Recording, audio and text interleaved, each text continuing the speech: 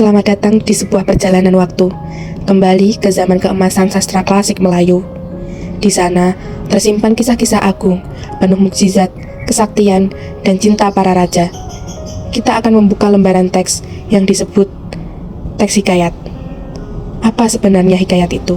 Mengapa kisah-kisah ini masih dianggap sebagai warisan budaya yang tak ternilai? Secara sederhana, teks hikayat adalah salah satu bentuk sastra Melayu klasik yang berjenis prosa.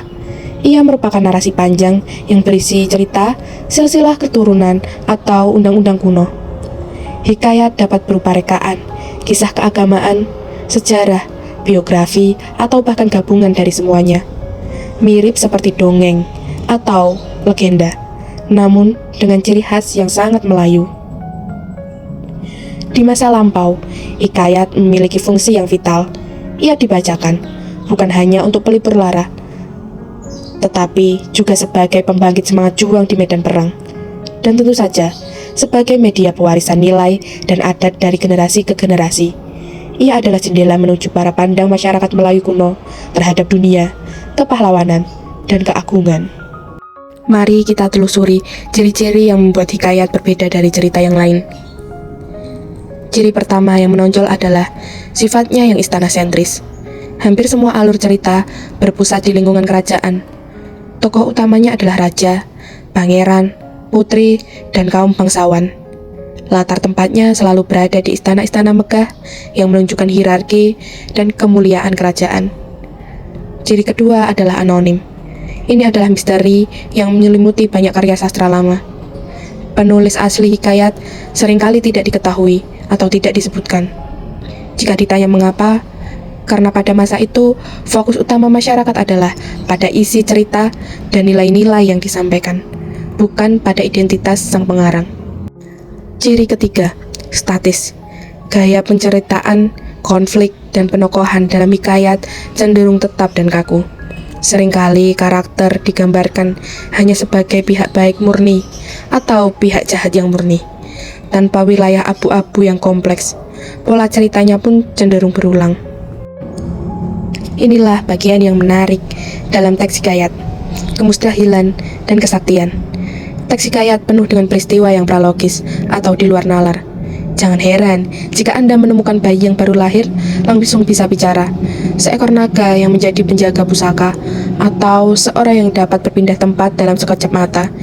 Ini adalah elemen fantasi yang kuat, berfungsi untuk memuliakan tokoh utama dan membuat kisahnya terasa lebih heroik dan istimewa.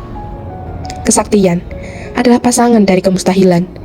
Tokoh utama seperti Hang Tuah dan Raja Indra seringkali digambarkan memiliki ilmu sihir, kekuatan fisik yang tak tertandingi, atau senjata pusaka yang punya kekuatan magis. Unsur ini menegaskan bahwa tokoh tersebut adalah pilihan dewa atau sosok yang dikaruniai dengan keunggulan khusus. Kemustahilan dan kesaktian inilah yang membuat hikayat menjadi hiburan yang memukau sekaligus sarana untuk mempercayai kebesaran takdir. Kemudian, saat Anda membaca teks hikayat, Anda pasti akan menemukan bahasa yang berbeda. Hikayat ditulis dalam bahasa Melayu klasik. Bahasa ini kaya akan kata-kata arkais, yaitu kata-kata kuno yang sudah jarang atau tidak digunakan lagi dalam bahasa sehari-hari. Contohnya, kata-kata yang sering muncul di awal paragraf seperti hatta, yang berarti maka atau lalu, syahdan, yang artinya adapun atau selanjutnya, dan sebermula, yang berarti mula-mula. Penggunaan kata-kata ini bukan hanya menunjukkan usia teks, tetapi juga memberikan nuansa kemegahan dan ritual saat teks hikayat tersebut dibacakan. Meskipun narasi hikayat tampak mengalir bebas, ia memiliki struktur yang rapi. Mari kita bedah. Yang pertama, orientasi. Ini adalah pengenalan.